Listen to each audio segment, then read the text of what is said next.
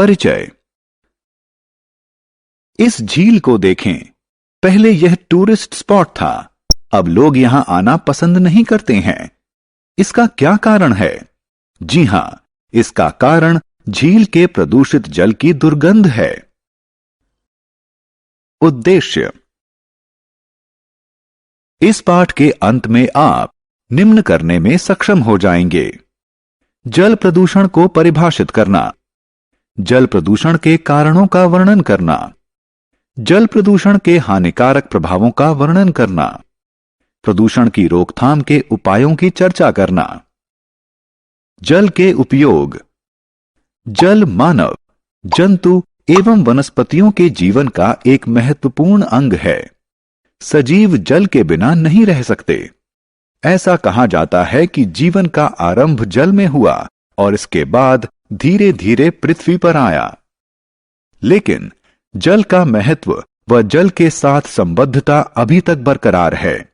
जल प्रत्येक सजीव की वृद्धि व उसके पोषण के लिए आवश्यक है। इन क्रियाकलापों को देखें। इनमें क्या उभयनिष्ठ है? जी हां, बिल्कुल सही। ये सभी क्रियाकलाप जल के उपयोगों को दर्शाते हैं। जल प्रदूषण।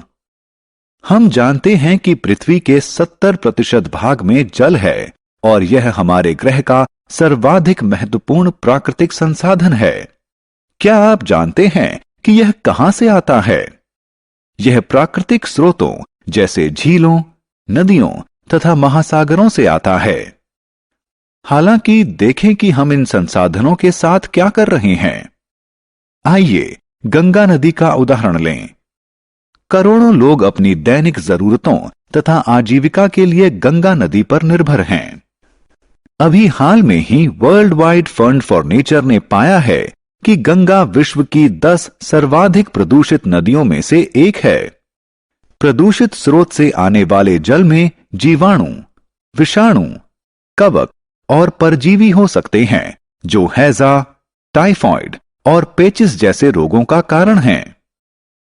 जल प्रदूषण के कारण। आइए जल प्रदूषण के कारणों के बारे में जानें। किसी जल निकाय में प्रदूषण अम्ल वर्षा, अपरदित मृदा, बहता हुआ उर्वरक व कीटनाशक युक्त जल, उद्योगों से निकलते हुए रसायनों तथा नगरों व कस्बों से निकलते हुए गंदे जल के माध्यम से प्रविष्ट होता है। उद्योगों से अवमुक्त होने वाले आर्सेनिक, सीसा एवं फ्लोराइड जैसे रसायन वनस्पतियों एवं जंतुओं में विषाक्तता फैलने का कारण हैं। प्रायः कारखानों एवं पावर प्लांटों में उनकी मशीनरी को ठंडा करने के लिए सामान्य जल का इस्तेमाल किया जाता है और गर्म पानी अवमुक्त किया जाता है। इससे जल निकाय गर्म हो जाता है, जिसके कारण जलीय जंतु मर जाते हैं। क्या आपने ऐसे तालाब देखे हैं जो दूर से हरे दिखाई पड़ते हैं? ऐसा इसमें उगी शैवाल के कारण होता है। क्या आप जानते हैं कि ये शैवाल तालाब में कैसे उगते हैं? वर्षा के दौरान भारी मात्रा में उर्वरक खेतों से बहकर तालाबों और नदियों में आ जाते हैं। ये खेतों से बहकर आए हुए उर्वरक शैवाल के लिए पोषक का कार्य करते हैं और उसके बढ़ने में सहायक होते हैं। जब ये शैवाल मृत हो जाते हैं तो ये जीवाणु जैसे अपघटकों के लिए भोजन के रूप में इस्तेमाल किए जाते हैं। जीवाणु जल में उपलब्ध अधिकांश ऑक्सीजन का इस्तेमाल कर लेते हैं, जिसके परिणाम स्वरूप मछलियां तथा अन्य जलीय जंतु ऑक्सीजन के अभाव में मर जाते हैं। इसके अतिरिक्त लोग नदियों व तालाबों में नहाते हैं, कपड़े धोते हैं और मल त्याग भी करते हैं।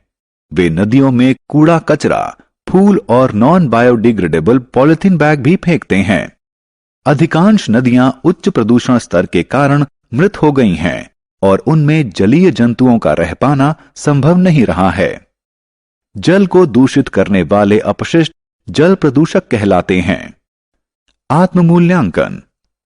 बच्चों, अब मनोरंजन का समय है। प्रश्नों को ध्यानपूर्वक पढ़ें और सही विकल्प पर क्लिक करें।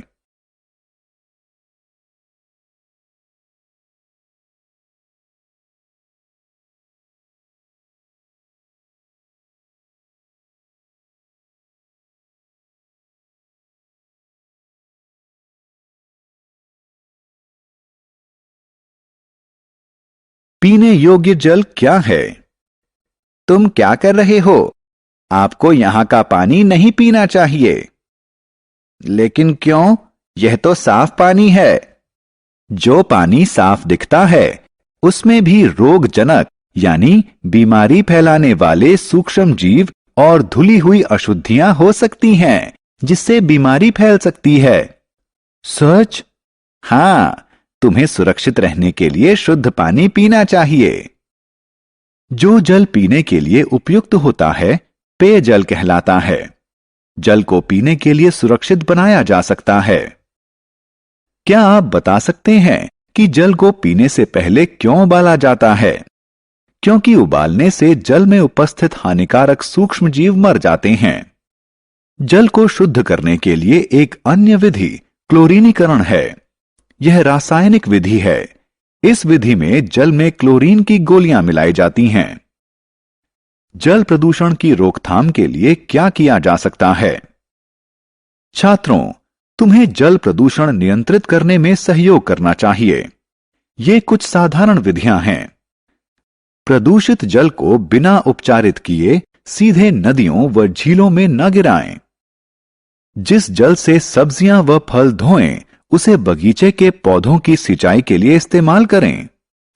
जल प्रदूषण को नियंत्रित करने के लिए हमारा मंत्र समानयन, पुनः इस्तेमाल एवं पुनः चक्रण होना चाहिए। हमारी सरकार ने भी नदियों के जल को प्रदूषण मुक्त करने के लिए कुछ कदम उठाए हैं। उदाहरण के लिए सन 1985 में गंगा एक्शन प्लान की शुरुआत की गई। इसका उद्देश्य गंगा नदी में प्रदूषण स्तर में कमी करना था। सारांश। आइए हमने जो कुछ सीखा है उसे संक्षेप में दोहराएं। जीवन के लिए हानिकारक पदार्थों के द्वारा जल के दूषित होने की प्रक्रिया को जल प्रदूषण कहा जाता है। कुछ प्रमुख जल प्रदूषकों में गंदी नालियां, कृषि, रसायन और औद्योगिक अपशिष्ट शामिल हैं। पीने के लिए शुद्ध जल को पेयजल के रूप में जाना जाता है।